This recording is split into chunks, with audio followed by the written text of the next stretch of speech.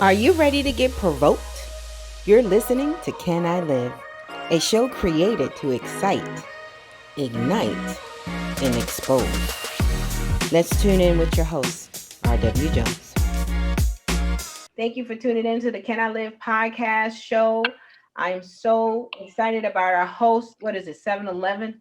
Our co-host today, we have, of course, the wonderful Mr. Anthony James from Men of Vision Exposed.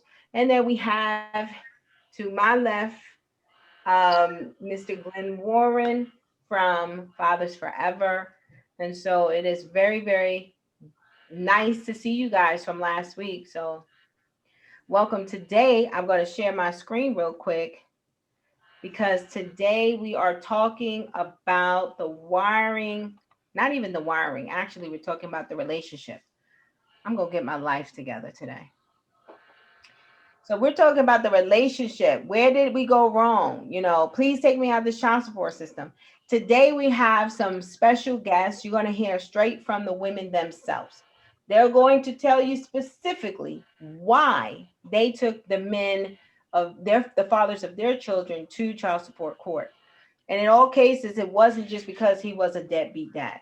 So we do know that the court system, while it is supposed to be set up for deadbeat dads, there's a lot of other stuff going on. And we're just trying to get to the nitty gritty of it. We have our play coming out, the Get Your Hands Out My Pocket. It's a stage play, drama, animation. And we're just looking to share the nuances of what happens. We're here to put a million moms or get a million moms off the welfare system. And we realize that you can't get moms off the welfare system without addressing the need of fathers. Point blank in the story, you'll hear the same thing over and over. Fathers are a part of the solution. They are not a part of the problem.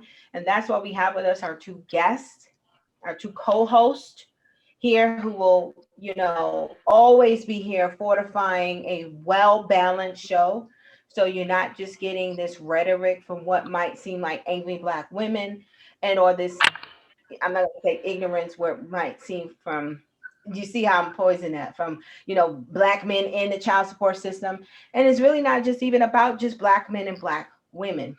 It's just, how do we get families back together? How do we get the disproportionate men that are in the system right now that represent more low-income, marginalized communities, fathers from low-income communities? How do we fix that? And like Glenn always says, Glenn, you say it best, so I'm gonna let you say it. What do you always say? That the system was not. Oh, there's a lot of things, problems that the system is not designed to fix. We have a systemic problem and we have an individual problem. And we want the system to fix our individual problem, and it's not designed to fix that. We do have some systemic issues, a lot we need to deal with, but we also have some individual issues that we blame the system for, and it's not the system fault because they can't fix that. We as parents have to fix that. Yeah. And I already know you're going to hear some, from some of the ladies today, because we're about to turn it over.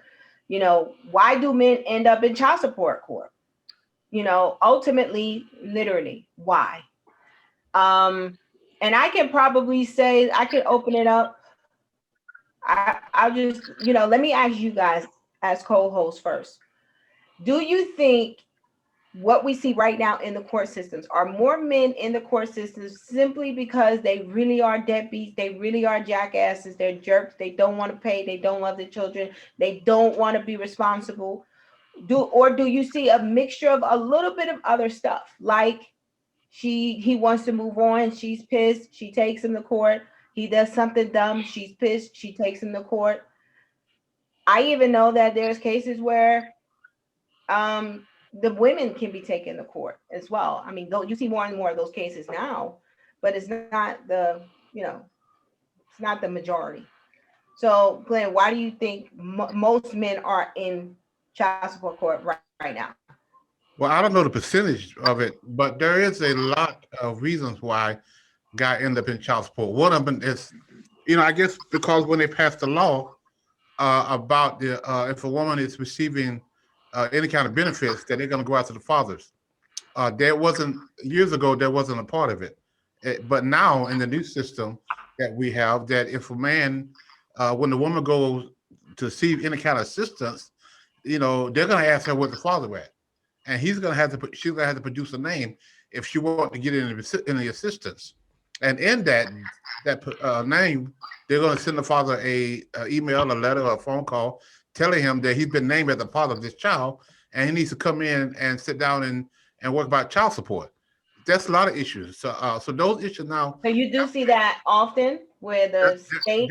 yes, that's often because way Mm. back when Clinton and in his Clinton days, when they passed the Work First program, that was kind of part of the Work First program, where now they're going to go after the fathers. Before then, they just left the fathers alone.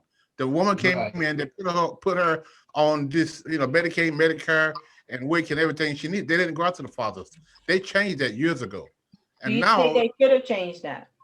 well, yeah, to some degree, because if you're gonna have a child by a woman, you need to be accountable. And if you're not gonna take it upon yourself to do that, there needs to be a system in place that makes you do that. Because we're not a society, but my job is not to raise your kid.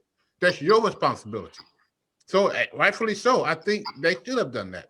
So here's where I know, because I'm gonna tell you right now. As soon as I open these lines here for these two young ladies, Dr. McTarian, she's always, I mean, I say these things, but I also get her perspective.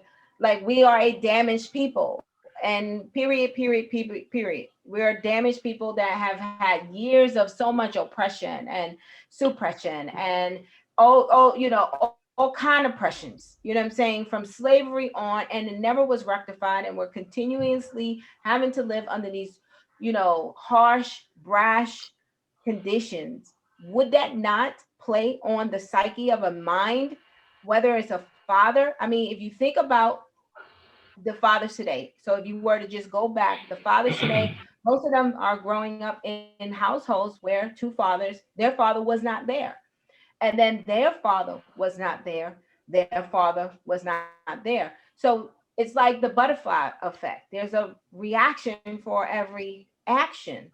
And so it's it's okay to say, okay, and I'm big on, okay, so when do we stop blaming? Dr. McTerry is going to come on and say when they would take responsibility.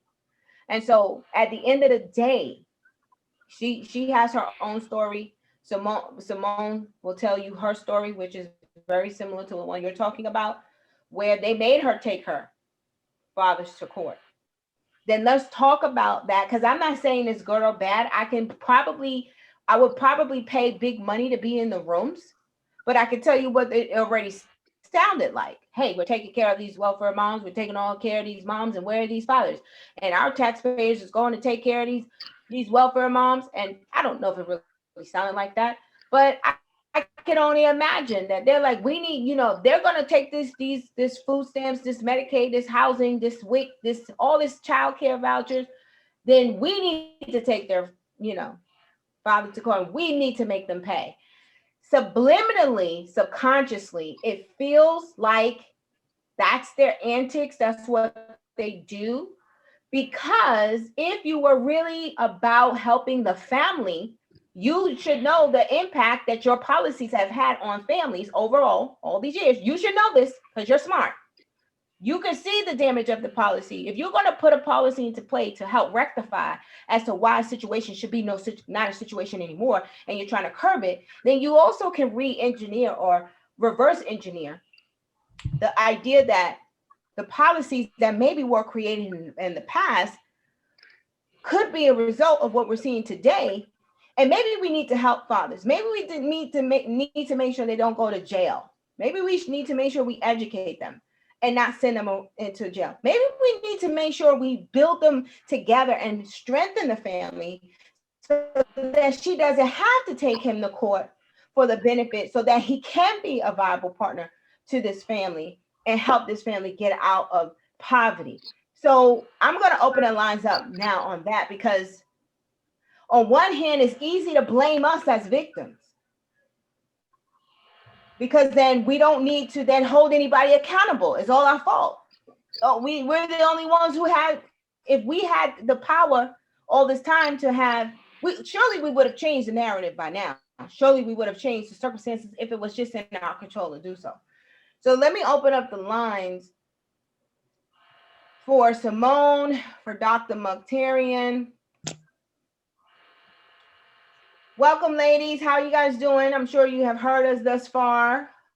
I'm gonna come to you second, Dr. Mukhtarian, but I want to speak to Simone first because Glenn just said basically there are lots of instances where the state will make the women take the male to court.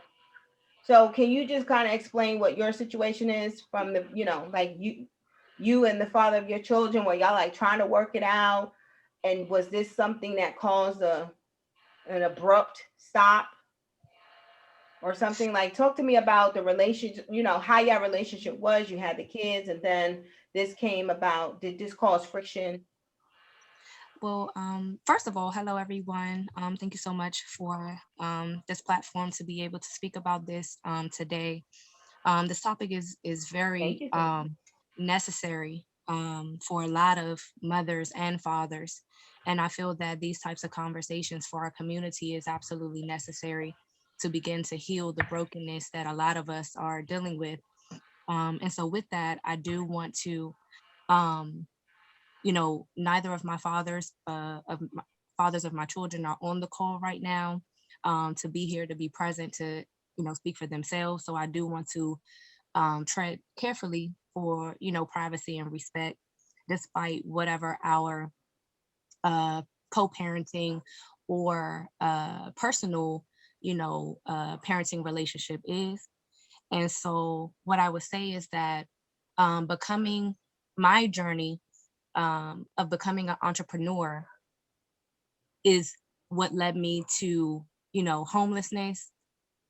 And, currently I am receiving governmental benefits. And it was absolutely mandated in order for me to receive any assistance. I had to supply a system with their information. And, in order to even be eligible um, for the benefits to get my family into a better situation. Now, personally, I did not, when I had my children, it was not my decision to want to add a third party into our co-parenting um, in any situation, because I felt like it was up to us as the parents to provide that support.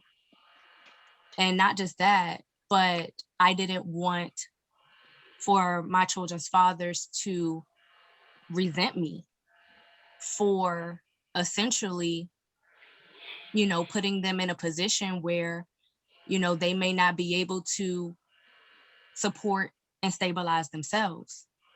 And that was very important for me because, the breakdown of him is essentially going to trickle down to the breakdown of how he possibly for, our children. And I feel that that was absolutely vital that I did not become a hindrance for them to be their best selves, and to be self sustainable. And for my son, he's 13.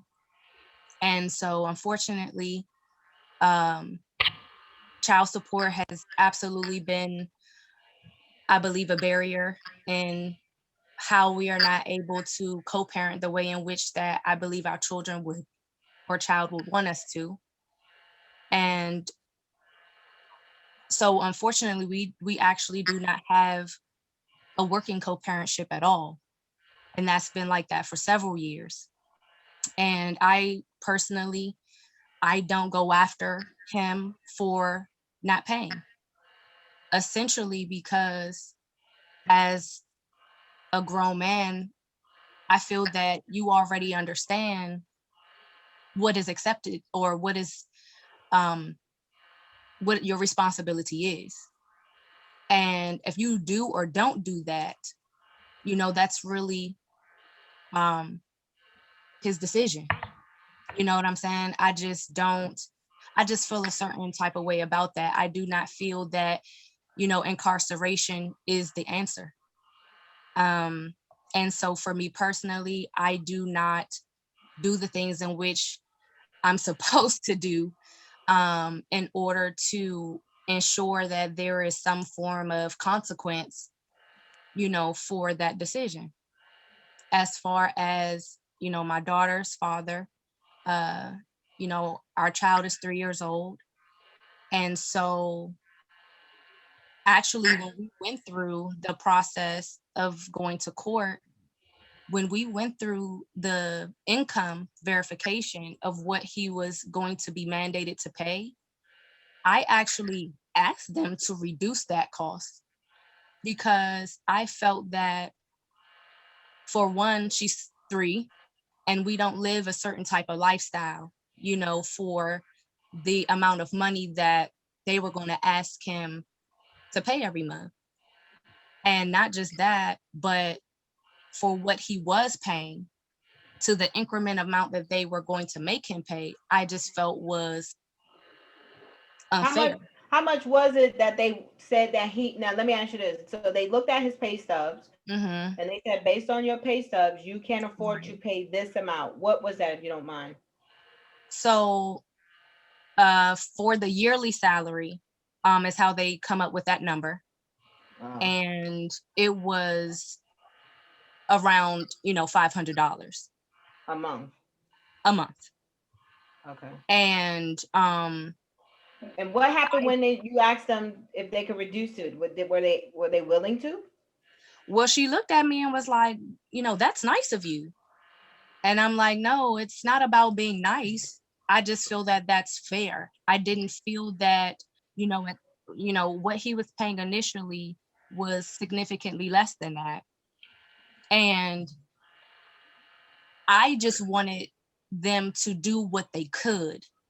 I didn't want them to say, whatever the amount of money they had for themselves or what they had left over or whatever to take care of their children. I didn't want to say that's not enough. You know what I mean? I care more about the bonding relationship than I do the financial aspect. And so at that time, he was giving what he could.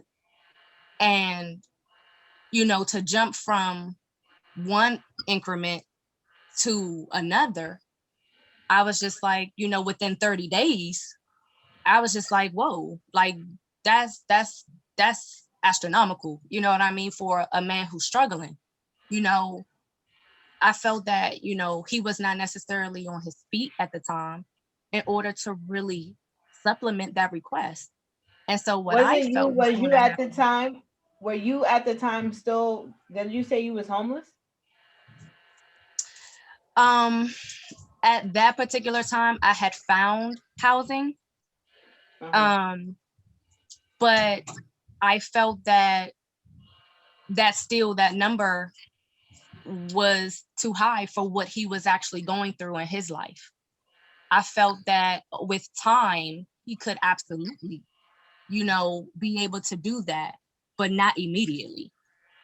And I felt that it was necessary for me as a mother, and as a co-parent to respect the truth of where he was financially. And I did not want And to, he I was. apologize for my And dog. you say, let me ask you this: who Hmm. got the Rock Wilder? What about the what? Who Rock Wilder? Oh, you heard you. That's like, who Rock I Wilder? apologize. Yeah.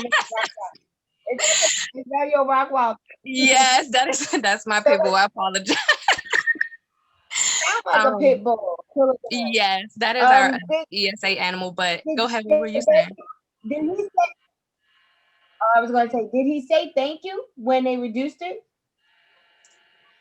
Um, I felt like, Mm-hmm. that was more of a private conversation, but yes, he was very appreciative, of that. But that conversation was really between me and the registrar. Um, Because like she said, she was just like, wow, that's really nice of you that you would do that. We don't have that too often. And I was just like, well, again, it's not about me being nice. It's really about me being compassionate and considerate, that I would rather him be able to sustain himself and be able to do more than for you to put him in ultimately a trick bag where he automatically almost folds on his payments because he can't afford them. And then, now there's a big, situation, and I just didn't prefer for that type of, for that type of argument, or, for that type of hindrance for him to really be a father, and so. I'm surprised they even allowed you to reduce it, since they were the one making you take them to court in the beginning. It was like their petition, not yours. Well, you know what? I'm glad that that wasn't more of a conversation, because quite honestly, I wasn't ready to explain my decision. Yes. Okay. Go see.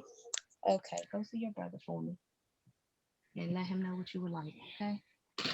Sorry about that, but I was, I really didn't think that it would be another conversation, because I feel that I have the right, you know what I'm saying, to say what should be, what is appropriate, especially based upon the lifestyle that our child is living.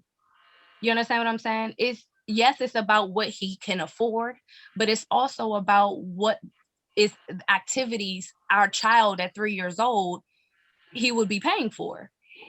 And I just felt at that time, that was just the correct thing to do. And but also with our, co-parenting, unfortunately, is not where I would hope that it would be. And so I don't know whether he's paying or not, because again, whatever he, the fathers would pay goes directly to the state. I don't see that. I Mm, only get Jesus. a report. I get almost like a receipt of, this is what, has been paid, and all of that. But I don't see that at all. Wow. What, Okay, what that's state of Wait, what state are you wait. in, Simone? Go I'm ahead. sorry, What'd you what'd you say? say? What state are you in? North Carolina? I'm in DC. DC. But both cases were in Maryland and in the district. So with that, on that note, I got to play. Hold on.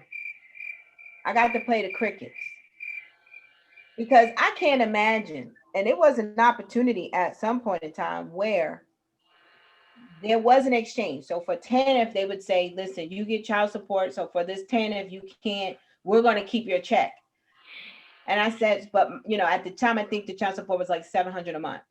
And it was for one child. And they were like, we're going to keep in exchange for 10, if my 10, if was like $533, something like that. This is in New York. I think I only had the one child at the time. And then my child support was more than that.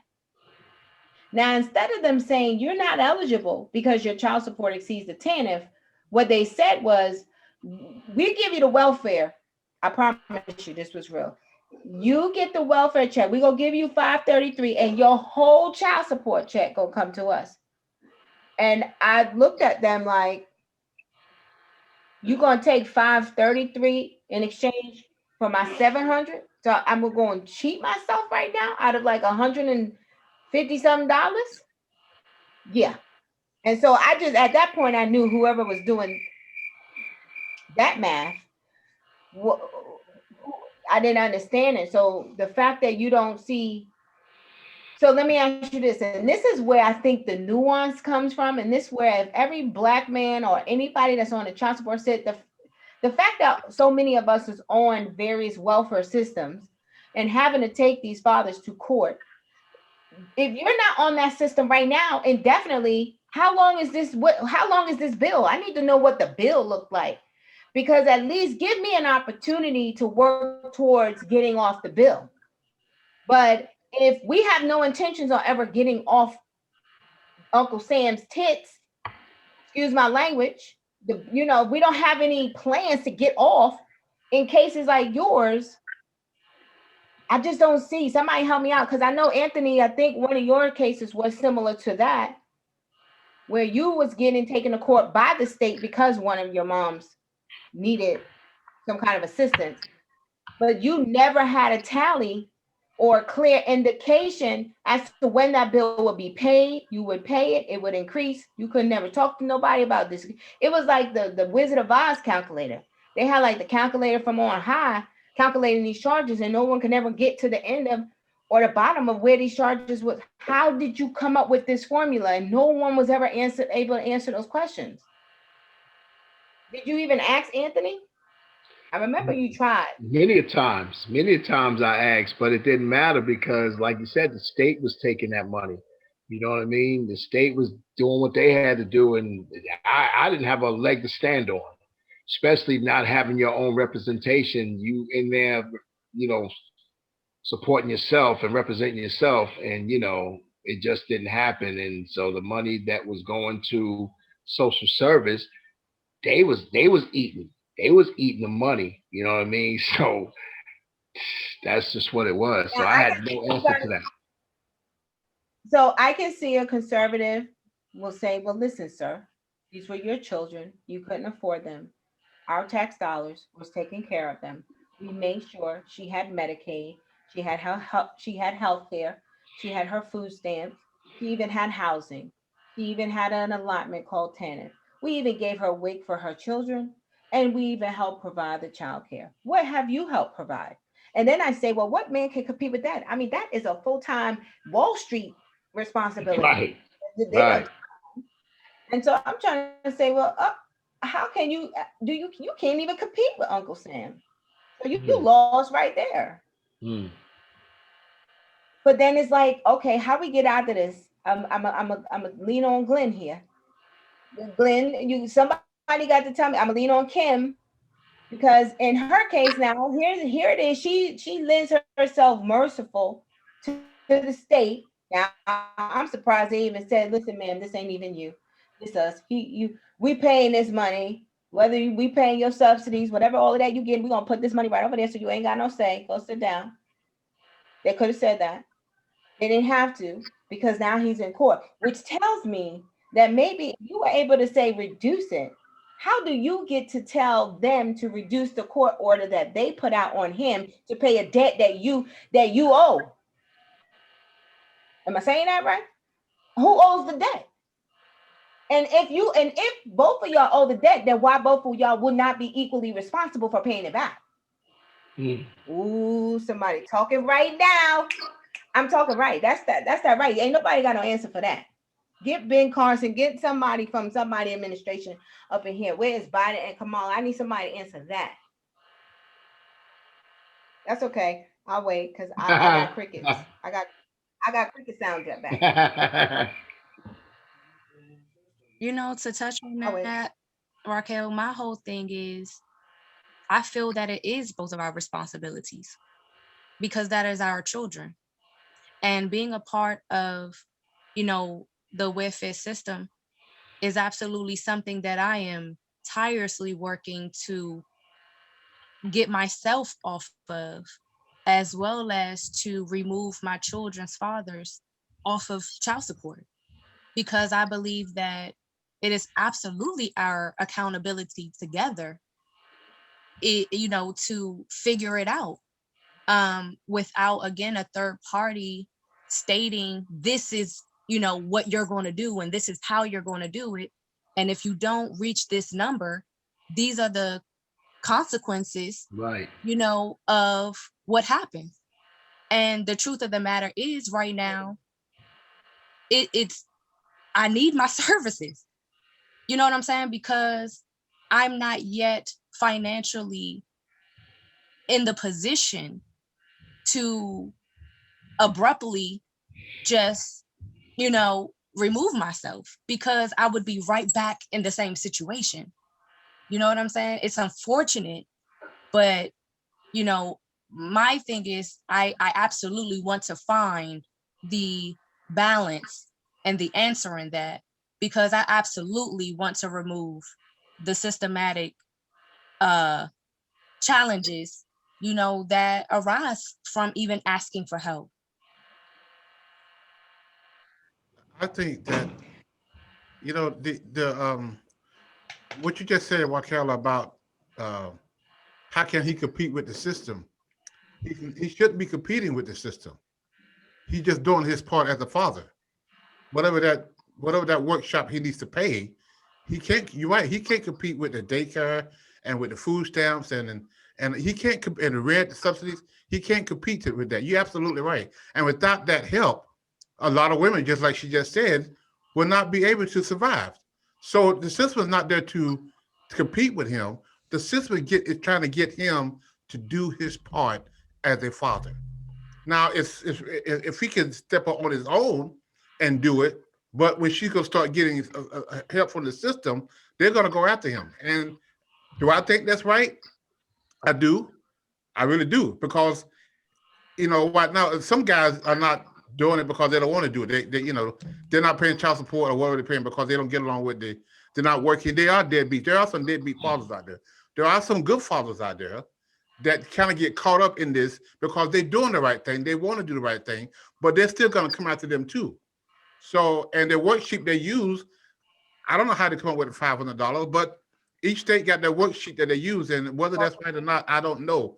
But in my opinion, sitting in a courtroom for the last 13 years, 3 times a week, and seeing these fathers come in here, and a lot of them are able to work. They're making money. They're working under the table. They just not paying their child support because they don't get along with her. They don't, whatever the reason is, they're not paying. So it's absolutely right for the system to come in and to make them do that. Now, is the system perfect? Absolutely not. That's what I said earlier. We do have a systemic problem. But we also have an individual problem. And we want to put everything on the system and not take responsibility as a man to take care of your child. They're going to come after you. And these young boys need to know they didn't come after your daddy. He got away with it, but they're coming after you. So instead of you buying rims and 28s and 22s for your car, you're going to be paying child support. And you don't have a choice in the matter. So the thing is, stop having kids if you're not ready. That's the individual problem that people are not, you got 2 kids over here you're not taking care of. Why would you go have two more? That's the problem to the individual that you want the system to fix, and now you will become a victim, because the system is unfair. Yes, there are some things that's unfair. We get that. But that don't correct your irresponsibility of going out to have kids that you can't father. Let's see. Hold on. Um, try again. I'm gonna try again, Kim, to show your face. Um, I just got like so sidetracked. Um, I don't even know what to say. So in her case, she's merciful. She's saying this and that. She's gonna tell the courts to do this. And okay, yeah, okay, we're gonna do it. And then they still don't pay. What is that about? You think? Let me ask you this, Simone. Did they not pay because from the beginning it was a burden because they were already kind of just like there was a time when I was trapped. If we're trapped in this system, what do you expect them to be? Trapped in the system. And so while I am an advocate for responsibility and accountability, but I'm also very well aware of policy and how it impacts and plays out in our everyday lives. And so it's easy to say get a job, but guess what? Most of them got some type of record. Why? Because we got an unjust criminal justice system. Can we say that? Like where I just want to blame, I do want to blame I want to blame them because I feel like they should be blamed on some front. Not all of it, but some of it. Kim gonna blame all the white people.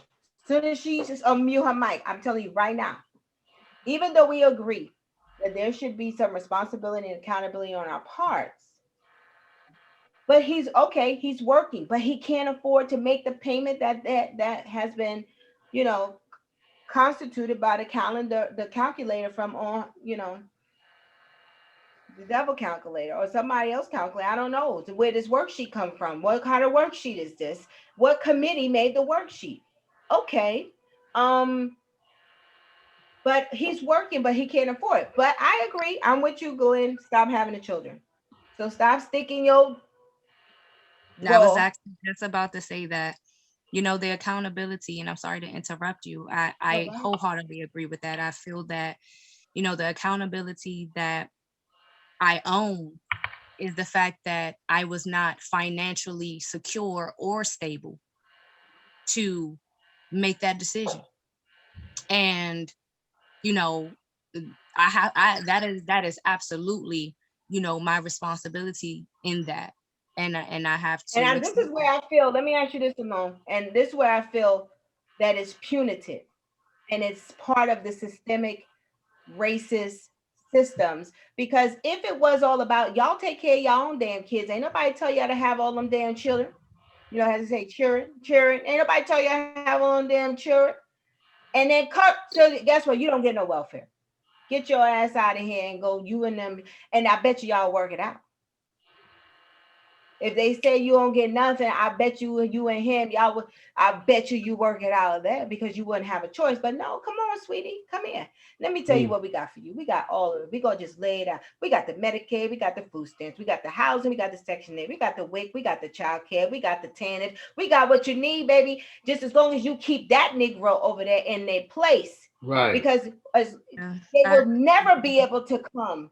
And how can they? Because here you are struggling because they only gonna give you enough.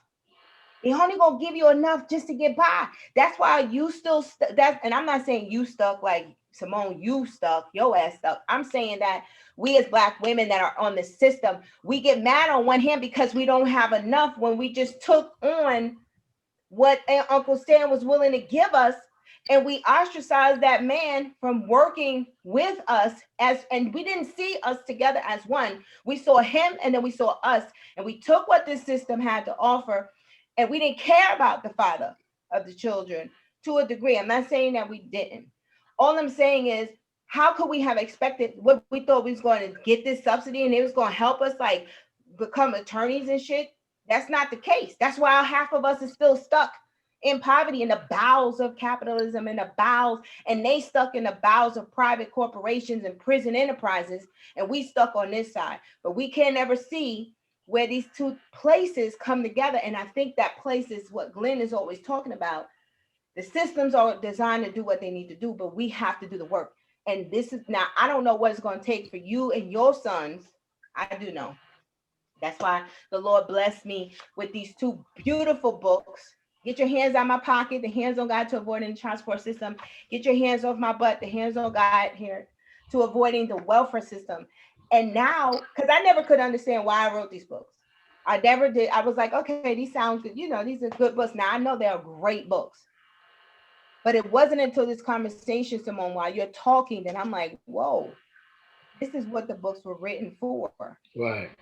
This is why absolutely. the And book exists. meeting you and having the opportunity to be a part of your course, absolutely shed some true information, and like you said, it's not a mentality of being stuck, but there is the truth of the wheel and the repetitiveness of, being or feeling as if there is no way out, because it it's a lot that goes into that.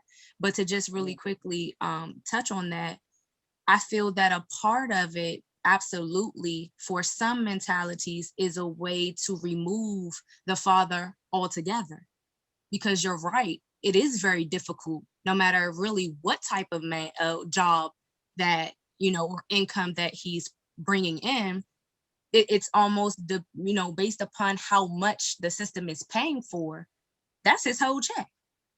You know what I'm But we don't saying? even know how much, like how much is the bill? Like based Yeah, on what you right. How did, much is what are they exactly? charging him for?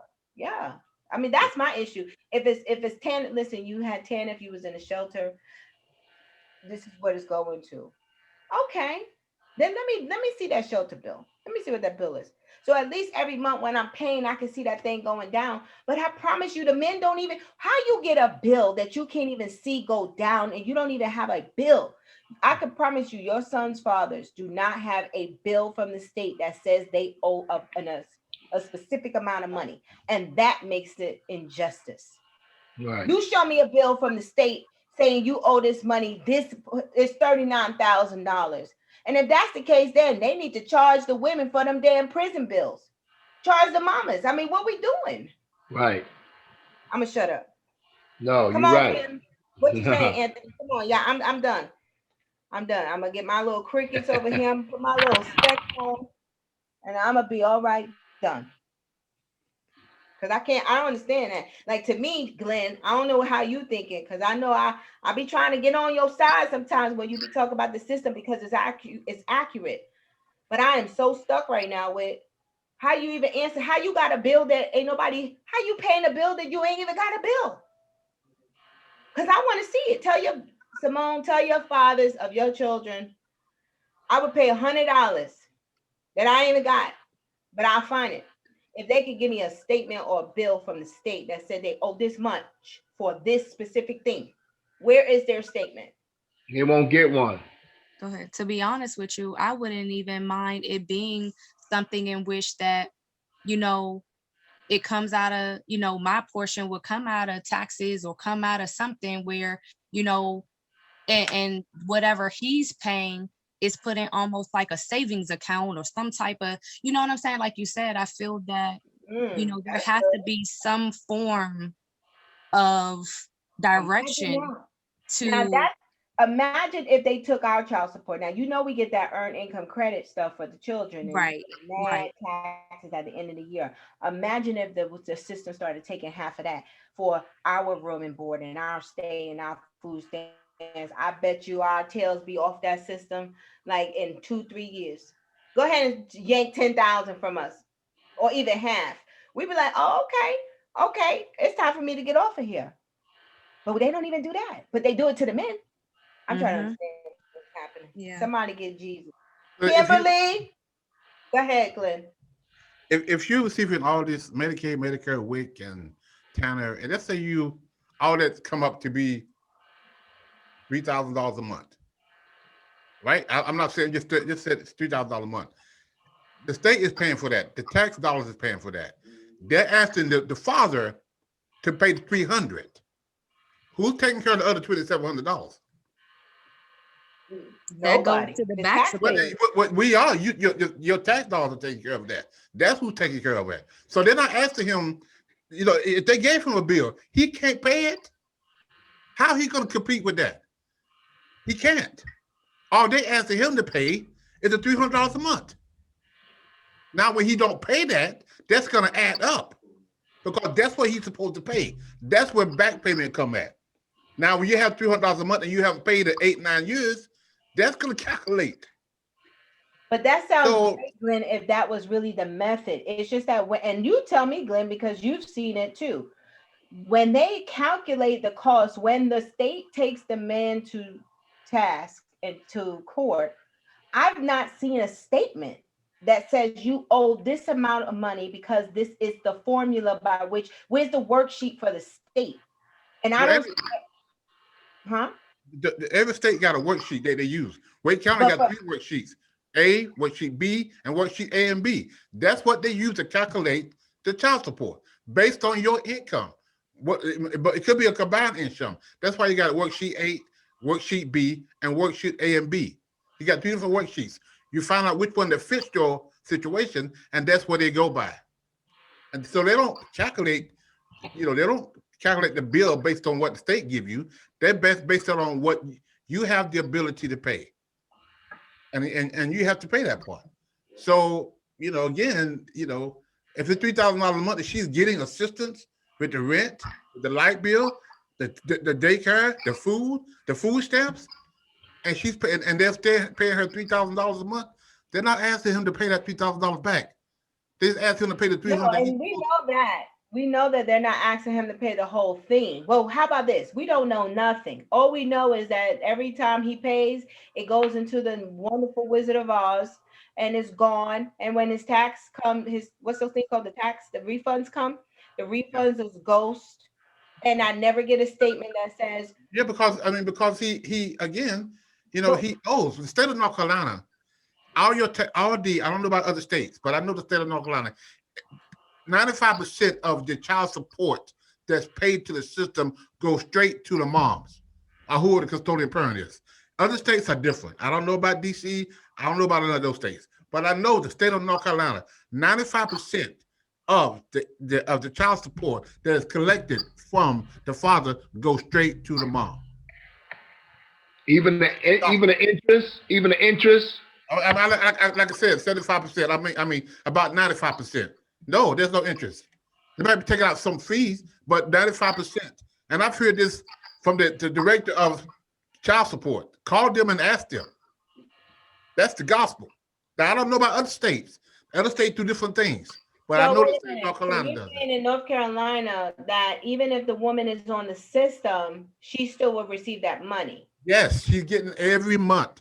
Now I know in the different states for sure, if she receives, now it depends. I know when it's TANF and you're in shelters, I know for sure that money goes to the system. But if Right. it's like food stamps, Medicaid, Section 8 public housing, the mom is going to get that money. And there is a different formula, it's a different bucket of money. But TANF and shelters, they really don't play with that money. Goes straight to the state. If you have been homeless, they keeping that money. And I just felt like, well, where's the statement that says I owe $50,000? So at least I can plan that I ain't gonna have an income tax check for the next 10 years. Well, But I it's an ever never ending, pot of money. And then tell me how you came up with that amount. And then I'm like, okay, because then maybe I just feel like until we can learn the process of how you guys came up with this, you can't make intelligent decisions without all the information. And though paying child support shouldn't be an intelligent decision, it's a damn responsibility. You should Right. just pay it because it's your responsibility. However, I mean, I don't know. I don't know. Well, let me say this. Even when it comes down to, because I know I'm originally from New York, it's different laws down here in North Carolina. Even with the income tax, I think Obama started something where the man can claim part of his income tax, whereas before the man is paying, you know, child support all throughout the year, and he might be paying other things, contributing to the child, and that don't even count in the court of law. The child support court, you can buy school clothes, you can buy to the court. That's a gift. Where's that? What is that about? You know what I mean? What is that? That's not correct. You know what I mean? If you saying common sense, man, if the shoe was on the other foot, you was paying money, you paying your child support, but you contributing money to other situations with your child. So why can't you claim at the end of the year or get some type of kickback from that? There's nothing for the men. Nothing for the men. But I'm going to also say this real quick. I think the mere fact that you don't even hear it, I don't hear it. I don't see that policy. I don't see that legislation. I don't see that frontline advocacy. I'm not seeing those protests. I'm not seeing Black men out here marching or for those kind of things. And I Right. think the mere fact that we don't, as a people, we won't even, the desire, it's like we feel either we're defeated, we feel defeated, we work and operate in the spirit of defeat. We won't even push that. So of course we ain't gonna pay no damn child support. I can't even. I can't. I'm at the edge. I'm trying to just keep my mind sane. So I might puff. I might have sex just to numb the pain. I'm in a lot of pain. Help me get out the pain. That's really what I want men to know, that with some of us women, and even with Simone, like she's saying, listen, we don't want the pain. We don't want the pain for you. We would hope that there would be an answer to help us with our own pain. I can't help you with your pain. I got to deal with my pain. But somebody got to work on this damn pain. Right. Right. Somebody got to work, because we just making worse and worse decisions, and it's getting worse. Our children going to bed. Our mothers are not supposed to be. We weren't created to do it by ourselves. And then you thinking it's okay for you to you move on. Move on where? And take care of who? Oh, you gonna go take care of somebody else's? But Yeah. you gonna go to court. But what? Like I said, what's the protocol or process to a man that is trying to do the right thing? You know what I mean? What happens to that man when he gets fed up because He's paying his child support, but he's contributing other monies to that child, but doesn't live in that household. You know what I mean? That's a big problem right there that So nobody's addressing. we have a class. It's called "Where My Money Is Going" in the child support system. So we sit down and we calculate based on my budget what I was getting receiving my child support. I was leaving $378 a month for 3 kids. That's not a whole lot of money, but that Mm-hmm. was based on her income. That's what she could afford it. She played it Right. like clockwork. But that money was a part of my budget. Now that $378 a month maybe paid the light bill and the water bill and the gas bill. Maybe. I had the rent, the other bills, the insurance, all that came out of my budget. So when she did that part, that was just her obligation from the child support system. What she did, and she did other stuff, that came out of her heart because these are her kids. So the court is going to require that you pay X amount of dollars, but you as a father or a woman for that matter should know that your kid can't live off $378. So anything you Say can that again. contribute, Say that again. Say that again for your those kids that think. cannot live off $378. That's what you're paying. And thank God you're paying it. Because if you're not paying it, that was a part of my budget. So it's like going to work working 40 hours a week and your boss pay you for 38. I mean for 30. We So got to have when you decide that this month I don't need that child support money, that's a part of my budget that you just took a hole, you just put a hole in. So that $378 I needed every single month. And thank God I got it every single month. But these moms who's not getting this, because these dads or whoever they are out playing games, the sister have absolutely every right to force this guy to take care of his kids. And if he doesn't do it, yes, he should go to jail. And they tell me all the time, jail don't work. And I said, I beg to differ. Because when you get tired of going to jail, then you start paying your child support. Now it's working. Is it working? Is it working? No, it ain't working. No, it's not working. It's still working, Glenn. Nah, Even it ain't Well, you know working. what? Because you could go out and buy, you got your 22s on your car, you got all these nice sneakers, you got all these nice clothes, but you can't pay $300 a month for your child support. There's something wrong with that picture. And Right. you can't Right. blame the white man. You can't blame. Yeah, but you're right. There's something wrong with that picture. But then again, there's no mediation for none of this. There's nothing that we can sit down and come to an agreement. You know, when the man on the man side of it, he's going through some issues that he might need some representation or somebody to say, hold up, man, help me to understand what more I need to do other than I know what I'm paying. But you're right. But the jail, you don't get a day for that spending time in jail. I know people that got locked up in prison every day should have counted towards some child support. That don't count. Well, You go in there, in you know North what I'm Carolina, saying? in North Carolina, it does. Right. I don't know about in New York. In North Carolina, if you go to jail, your child support keep calculating, but when you get out, those payments come off. It's called the Man, that's North in North Carolina. I don't know about New York. Well, that's North Carolina. I know plenty of places. I don't know.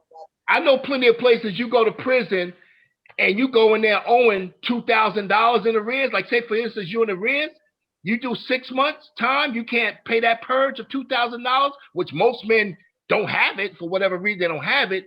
You come out 6 months, you own 15,000. Yeah. How you gonna come back from that? And you going right back. You going And right you will back? go, and they will put you back in jail. That's what I'm saying. They like Glenn down there. What kind of No, Glenn, politics stuff is No, Glenn, you're 100% right in what you're talking about. But I'm saying there's a flip side to this thing too, where the men are incarcerated. I was one of those men that got incarcerated. Thank God I was able to get out. But man, I seen some brothers in there. I seen some brothers in there that was doing time. They didn't have no money for whatever reason. But by the time they got out, man, they was in debt so much and it accrued so much, arrears or whatever entrance, you cannot catch up. Where's that money going? That money, all that money. And that's why I said we do have a systemic problem. I'll be the first one to tell you that. It's not perfect by any means. But we also have a very individual problem that we want the system to fix. We do, and that's what we're hoping. And guess what? We're making a commitment that until we can break this, it's like a glacier. I feel like until we can break this thing, we won't stop talking about it. But Right. Kimberly, we already at the hour. I mean, that went so fast. Wow. Kimberly, say something. Close us out. I know you got the babies back there. Um, Dang, we're the thank hour you, already. Simone, for sharing. Thank you. What's up, Kim? Kim? Well, hello, everybody. To my beautiful brothers and sisters, thank you so much. This was just an awesome topic, conversation. I tell you what, I am filled with a lot of stuff. I almost felt like saying, Jerry, Jerry, Jerry. Either that or I am not the father, whichever one comes first, okay? Let me just say to you, I don't care how we cut it, the Bible is right. And the way you stay out of child support court is you stay out between people's legs. That's the first thing. Right. Um, and I think because we have come from so many fragmented pieces of what society has done to us, we've almost made brokenness the normal for Black people. And of course, child support is not a Black issue, but it certainly hits us a little harder than I see it hit other people. And we just got to tighten up. We have to tighten up on our end. And of course, we have to hold the system accountable as well. So yes, we have a dual fight we have to do. And I have served with Brother Glenn Warren and, multiple occasions at looking at both of these issues come, almost to a head where you just don't know what to do. You don't know what parts to fix first, but doing nothing is not an option. Right. We have to do something. And we have to raise the standard for our young people. We have to say, we can't fix the children that are already here or here. We have to take care of them. Right. But we have to start a new standard for our people in our communities, because now, I listen to the music not because I want to sing it, but no one's talking about marriage. No one's talking about commitment. No one's talking about, and at the end of the day, what you see is that people have a child and they start over. I think what is even becoming trendy now is young people who say, I'm pregnant. And I say, well, great. Who is the lucky guy? And they say, well, we're not together. Well, the baby is not even here yet. Yeah. And the children are already saying, we're not going to be together. Wow. I have my mother's great niece is, no offense to anyone, but she decided she would be gay. She's dating a girl, and they went to the sperm bank and got them a baby made. And it's going to have my family's last name. So the structure of breakdown of the family in the Black community is so broken and fragmented. And now the rest of society has to pick up those pieces and deliver broken policies, broken solutions, broken, and we don't want to fix it the right way. We just want to accommodate a lot of what has already gone. I do sympathize with my brother Anthony, who's done what he was supposed to do as a man. And of course, that is why policy is so important, because a lot of times the people who are making these policies are not suffering in the same manner that you are. Right. And that is why it is important that we stay on the front lines to bring fair and balanced solutions in the form of law and policy that brings a win-win, whatever that looks like in this day and age. Let me ask you. So because you have a child support case or something with your children's father, with your ex-husband, will you be as lenient to say that your ex-husband, I'm not going to say shouldn't pay, couldn't pay, wouldn't pay, whatever, because of those same broken fragments? So do we hold men in any kind of, are we lenient when we deal Yes. with them? Because we see the buffoonery, the buffle, we see the jerk, not, you just see the ridiculousness happening and playing out. I don't know how a lot of women don't personalize that, but you see that stuff playing out. Do we still lend them leniency? Because I don't We think we do. I know I But I don't. think we do. I think we do. But I think it depends on the woman. And that's what I like about the night's topic. Because I can give you my own testimony as a Black woman who has 4 children by one man who actually was my husband at the time. When we separated and divorced, I was so done with it. I was well on my way. I worked every day. I had 2 jobs. And so I really, even though I was on the system, at some point I didn't want to be bothered with having to drag him back and forth in court, nor my letting my children know that's what the fight that we were in. He lived in New York. He had moved on and had other children. He didn't send a dime back from for mines. And I think I became content in just doing things on my own with um the assistance from the system without having to bring any more chaos to our lives. I was so ready to be done with the current chaos that I didn't want to bring child support as the next new chaos, because the child support court in itself is a circus. And so I decided to forgive him for everything, the financial, which to me is a little hypocritical because I forgave him, but I put the burden on the taxpayers. So again, it's always these cross wires. With that thing, you better say that thing. I forgave him, That's but deep. I passed the burden on to the taxpayers, and I want the taxpayers to forgive me now for not being the responsible Mm. woman that I should have been to hold him accountable. Because even though I taught men, my dad worked 2 jobs, and I didn't know what it was like not to have a father that supported me. But he made my father made me so strong until I really practically carried my children and him. He was my 5th child. So I treated him like a child on every level. I knew he was not responsible on any level, and any kids that he had would be subjected to the same things my children were subjected to. And I just was not about to have my children at the circus, the Wake County Courthouse Circus show. I was going to work. I was going to go get my 4 degrees that I got and become Dr. Mukhtarian, forgive him and bless him and move on. That was my choice to do. Can't say that I would undo that, but I understand these constant battles. What I did do for the system is I shut my system down. I got fixed. And that was my gift back to them that says, I will not have another child by someone else and expect you to pay for it. That was my gift to society because Hold it on, wasn't hold fair. on, hold on. Look at that. I got to get the applause.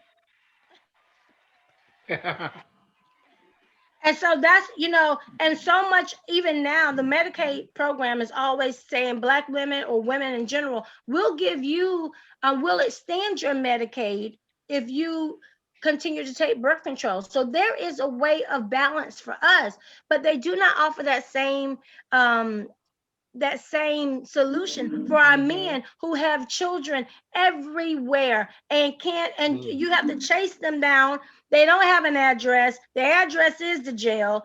They got warrants. They don't want to be wanted, and they plan not to marry none of the baby mothers. So again, where is the solutions? And I think because society has been so hard on our Black men, we've given them the jackass pass. I think me and you talk about that often, not to man up or to sort of dumb down, or, because I had to go while I went to school. I had to make, as soon as I turned 16 and had my baby, I immediately became a grown woman. And it was no excuses for me as a Black woman. I had to man up, woman up, whatever that is. Whatever it was, I had to take care of my children hands down and do But what let I me ask you needed this: to do. Why And was that it gave so me time. easy? I'm sorry. Why was it so easy? Why was it so easy? Let me mute you for a second. Why was it so easy for you to woman up? And I'm going to say this for any woman. It's easy for women to man up, woman up when you got the support of the state behind you. But it's not easy. Why can't men man up the same way? I promise you, if the roles were reversed and you gave that man the housing, the Medicaid, the TANF, the food stamps, on all the subsidy, oh, he'll man up easy because it's easy. Well, one of the reasons why she had to man up, woman up, is because now she's got this child. She got the child that she sees every single day that she's got to feed. The father don't have this child. He's out getting more kids. So she's got to grow up. Don't She's got to put say the he out money there buying aside. 22s. Don't say that, Glenn. He out there I'm buying telling you. I'm gonna mute They, myself. they have to grow up because they got these kids 24/7. Absolutely. So that makes That's you right. responsible. He's irresponsible because he's not out feeding them. He's not waking them up in the morning to send them to school. He's not putting, when they're sick at night. He's not doing that. So he's out again getting some more kids. Right. And so my thing is this, and that's why I am a fun advocate for Fathers Forever, for, Move. I am a fun advocate because what does it say to us as a society to put the pressure on women to stand up, but we don't put the pressure on the men. And then the women, like Simone said, who would support, maybe not do everything, but to make sure that we are supporting or lending our hand and making sure that those men are treated fairly and provide an escape route, not an escape from, but an escape to do the right thing. They should be able to transition into doing the right thing. I'm not giving you a way out. I'm giving you a way through. And that is, and we're not afraid. We shouldn't be afraid to give our men responsibility. Continue. Yeah, what I was going to say, Kim, is you're absolutely right. It's because, sometimes when, a woman gets pregnant, the girl, she got all kind of help to help her go back to school, do this and do that. What did his father do when he's a father? They tell him to get a job at McDonald's. Now he need to get a job at McDonald's, yes. But what about sending him to school? Yeah. What about helping him change the policy, helping him be prepared to be a father? They help the women. And that's the problem that I have with the system. You do a good job by, providing them the opportunity to go back to school, to get a better job, to get a better life. What about this father? What did you do for him? Show him to find a job. And I think the expectations is different for men and women. I think women are expected to man up versus our Black men. It's almost like they have not met the opportunity. And is there enough for them to meet the opportunity? As soon as I was pregnant, I knew there were things that I had to do. I had to start preparing. And as a mother, every mother I know that you start preparing, you start putting things away. Most men are not that way. Most men are not stacking in the corners those Pampers and diapers and milk. Most men don't even consider buying milk because they know WIC is there. Right. For us, we build up. For them, they scale back. Yeah. It's like, oh, well, I don't have to worry about that. I don't have to worry about that. We are more concerned about forethinking, and they are not. So that has to be taught because that is just something that is not built in today's character of men. Now, I will say in closing, because we're at our hour, I do believe proximity is a thing. So when a baby is in our room, it's a different ball game. We're communicating, we're bonding with that child. That child has become one. The fathers don't get the luxury of having that experience, and so it would somewhat create a different maybe posture in how we approach parenthood. However, I do agree that it doesn't give an excuse at all. Well, can I say this in response? My father, who did not carry us by womb, he made sure we had insurance. He made sure the premium was paid for insurance. I did a class for Glenn's class called the Fathers Forever class in the county jail. And we just did a did you know? Many of the guys had never seen a doctor's bill before. They had 4 and 5 kids by women, but they had never seen a doctor bill.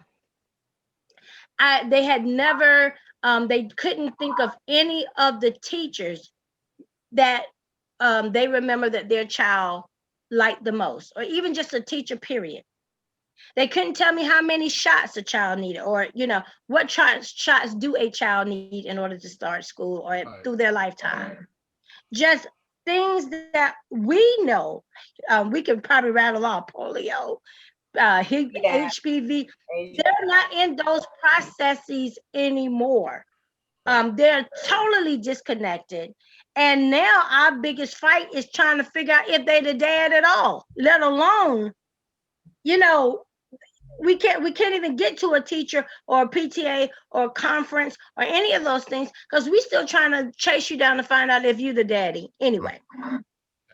And even though that's not for all cases, what I will say is that's why the 1 million moms of welfare policy and execution strategy is important, because in the policy we do ask for policymakers to educate non-incarcerate fathers for failure to pay child support.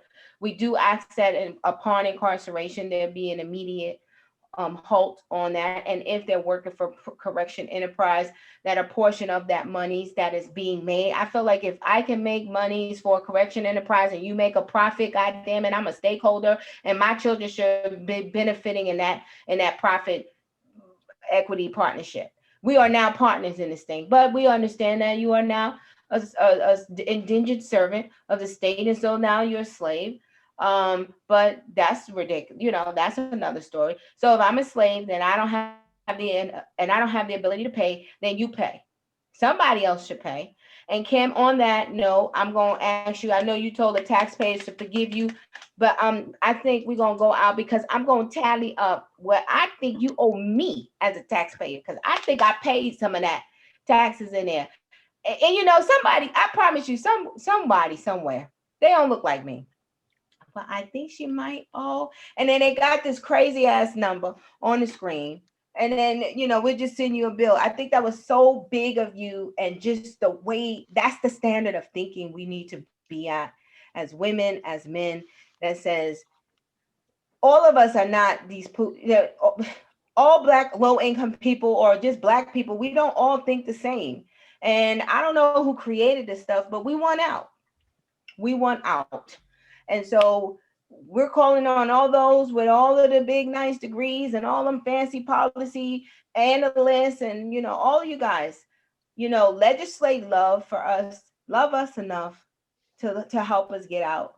And I think you guys could do that through policy. You can. Um, and so, you know, I thank all my hosts and my co-hosts and my guests, Simone, Scott, thank you very much. Thank you so much, Dr. McTarian. You're always a pleasure. Always welcome to the show. Thank you, Glenn and Chaplain James. I think that just by hearing what I heard from Kim and Simone, I felt a breath of fresh air. I felt that there was a perspective added today that I've never heard before. And so, you know, next week we'll talk to the men.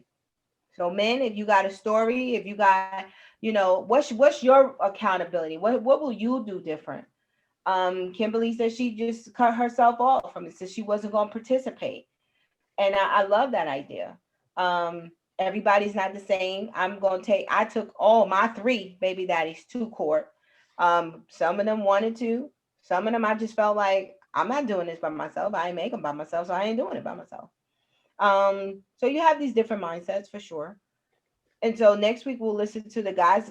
Glenn, get some people from your class. Anthony, some people, some from your network.